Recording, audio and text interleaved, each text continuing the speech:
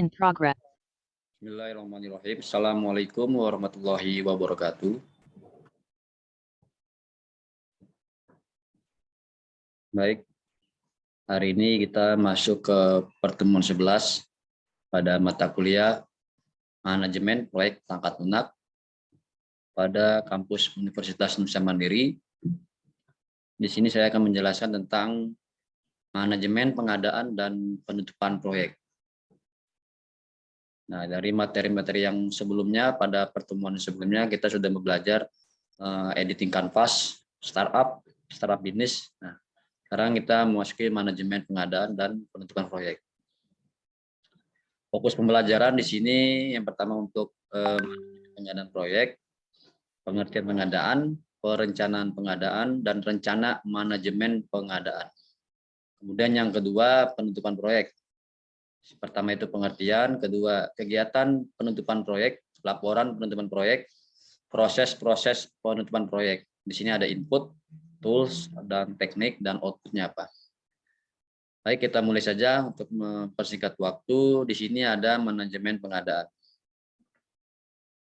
Nah, di sini pengertian pengadaan memperoleh barang dan atau jasa dari sumber luar. Ya, yang dimana kita ingin mengadakan suatu barang atau jasa, nah kita harus mengajukan terlebih dahulu. Manajemen pengadaan adalah suatu proses yang menjamin tersedianya barang maupun jasa dari luar yang dibutuhkan oleh proyek. Maksudnya adalah di dalam suatu perusahaan atau proyek ada yang namanya memanage atau memanajemen. Nah, nanti di bagian divisi manajemen pengadaan itu nanti kita bisa menampung dari request dari si user atau consumer ya, atau dari proyeknya dia. Nanti baru kita akan menjamin tersedianya barang maupun jasa dari luar yang dibutuhkan oleh proyek. Lanjut, proses utama dalam manajemen pengadaan proyek. Di sini pertama adalah planning. Menentukan apa yang diperlukan, kemudian kapan dilakukan, dan bagaimana cara mendapatkannya. Nah, itu menentukannya itu bagaimana? Menentukan itu sesuai dengan permintaan dari si user atau dari luar. Kemudian kapan dilakukannya untuk dibuat pengadaan ini. Nah, kita diajukan, lalu kita mengajukan, mengadakan barang atau planningnya, dan bagaimana cara mendapatkannya. Nah, ya, untuk planning procurement. Kedua, conducting procurement di sini mendapatkan tanggapan dari penjual, memilih penjual, dan pemberian kontrak. Nah, jadi nanti kita akan mengumpulkan dari beberapa vendor atau penjual. Kemudian kita nanti akan melihat dari beberapa penjual atau vendor, kita akan melihat dari segi kualitas ya. Apakah ini mana jangan harga murah tapi kualitasnya kurang. Lebih baik kita harganya mahal tapi kualitasnya oke. Karena kita akan melihat jangka panjangnya bagaimana. Kemudian yang ketiga, administering procurement melibatkan hubungan pengelolaan dengan penjual, pemantauan kinerja kontrak, dan membuat perubahan yang diperlukan. Jadi, bila kita sudah kerjasama dengan tadi dari tanggapan penjual, kemudian kita akan mengelola dengan penjual, nanti akan semacam ada pemantauan kinerja kontrak, yaitu MOU, nanti kita akan membuat perubahan, bagaimana kerjasamanya, kemudian berapa jangka waktunya. Yang keempat, closing procurement, menentukan penyelesaian setelah kontrak. Bila mana nanti kita kontrak proyek kita sudah selesai, otomatis kita harus menutup agar tidak ada namanya kerjasama lagi dengan pihak lain. Lanjut, perencanaan pengadaan. Di sini mengidentifikasikan kebutuhan proyek tentang produk atau jasa yang akan dipenuhi dari luar organisasi. Teknik yang sering digunakan adalah make or buy analysis, yaitu teknik yang digunakan untuk menentukan apakah organisasi proyek membuat produk atau jasa sendiri atau membeli dari pihak lain. Kita lihat nanti akan lihat apakah dia hanya sebagai agent, apakah dia sebagai perusahaan yang benar membuat dari perusahaan tersebut, atau kita membeli pihak dari lain. Jadi ada perantara. Nah itu kalau misalnya dari kita multi agent, itu nanti akan harganya beda dengan harga yang asli dari suatu yang kita ingin beli di perusahaan tersebut atau pada proyeknya. Ya. Jadi harus benar-benar pintar untuk bagian teknik pengadaan ini. Lalu tipe kontrak, penggunaan tipe kontrak tergantung pada situasinya. Di sini ada yang pertama fixed price, lump sum atau kontrak harga total tetap cocok untuk produk atau jasa yang sudah didefinisikan dengan baik. Yang kedua, B, cost reimbursable kontrak, pembayaran kepada penjual produk atau jasa untuk biaya langsung maupun tidak langsung. Nah, biasanya kalau namanya reimburse, ya tergantung pengadaannya bagaimana. Kemudian yang C, time and material kontrak, kombinasi dari kedua metode di atas. Yang D, unit price kontrak, pembayaran dilakukan berdasarkan per unit atau produk jasa. Ini ada suatu kontrak nih yang untuk bagian pembayaran. Rencana manajemen pengadaan di sini dokumen yang menjelaskan bagaimana proses pengadaan akan dikelola dari pengembangan dokumentasi untuk melakukan pembelian atau mengadakan kontrak.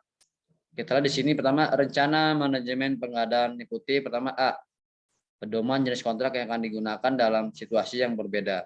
Yang B, dokumen standar untuk pengadaan standar atau template yang akan digunakan. Kemudian yang C, pedoman rinci kerja kontrak, laporan kerja, dokumen pengadaan lainnya. Yang D, peran dan tanggung jawab tim proyek. Nah, ini adalah suatu rencana manajemen pengadaan. Yang E, pedoman penggunaan perkiraan secara independen untuk mengevaluasi vendor. Syarat tentang mengelola beberapa provider atau vendor. Proses koordinasi keputusan pengadaan seperti keputusan yang membuat atau membeli penjadwalan dari pelaporan kinerja. Lalu kendala dan asumsi terkait dengan pembelian dan akuisisi.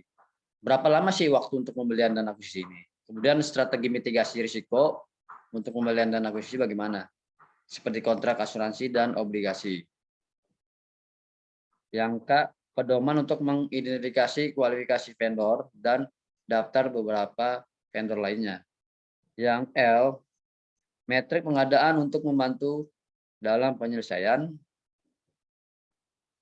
Nah, sekarang lanjut ke SOW. Statement of Work adalah deskripsi pekerjaan yang dibutuhkan dalam proses pengadaan. Di sini kontrak SOW itu adalah jenis dari statement ruang lingkup yang menggambarkan kerja secara terinci, yang memungkinkan calon pemasok untuk menentukan apakah mereka mampu memberikan barang atau jasa yang dibutuhkan dan untuk menentukan harga yang tepat. Nah, itu adalah SOW. Ini ada template SOW-nya. Nah, kalau misalnya saya lihat di sini ada template-nya seperti ini ya. Kalau kita browsing di Google, kita lihat SOW template itu seperti apa sih. Sambil berjalan, di sini ada scope of work, jelaskan pekerjaan yang akan dilakukan secara rinci, kemudian tentukan hardware dan software yang akan dipakai untuk dan sifat pekerjaan lebih operasional. Nah, itu ya. Nah, ini seperti ini ya, kalau misalnya template scope of work-nya dia gitu. Yang ketiga, yang kedua, ini dulu ya. Period of performance, deliverable schedule, applicable standard, acceptance criteria, special requirement. Ini adalah dokumen pengadaan. Bisa kalau buat untuk pengadaan dokumen isinya ada permintaan proposal dan permintaan penawaran, ya. Kemudian menyeleksi pemasok, mencakup evaluasi proposal yang diajukan dari para vendor, memilih hal yang terbaik, negosiasi kontrak dan pelaksanaan kontrak. Nah, oke, baik ini teman-teman mungkin nanti bisa dibaca ya untuk penyelesaian kontraknya bagaimana. Ini software untuk pengelolaan proyek, juga tentang apa web based ERP, MRO, e-sourcing, tendering, reference, auditing, forming, dan market set. Nah itu ya. Nah sekarang lanjut ke materi berikutnya itu penutupan proyek. Pengertian di sini adalah dari serangkaian kegiatan proyek di sini memberikan laporan tentang hasil-hasil apa saja yang diperoleh dari suatu rangkaian aktivitas proyek yang telah dilaksanakan. Jadi dari awal sampai akhir ada tim namanya tim bagian komitmen proyek atau dokumentasi itu dia. Pada tahap ini harus dijadikan bahwa deliverable proyek telah dipenuhi dan pekerjaan yang belum terselesaikan harus dicatat dan segera diselesaikan. Itu ya pengertian dari penutupan proyek. Ini mungkin nanti bisa kalian baca ya. Nanti ya sampai proses penutupan proyek, lalu proses penutupan proyek seperti ini.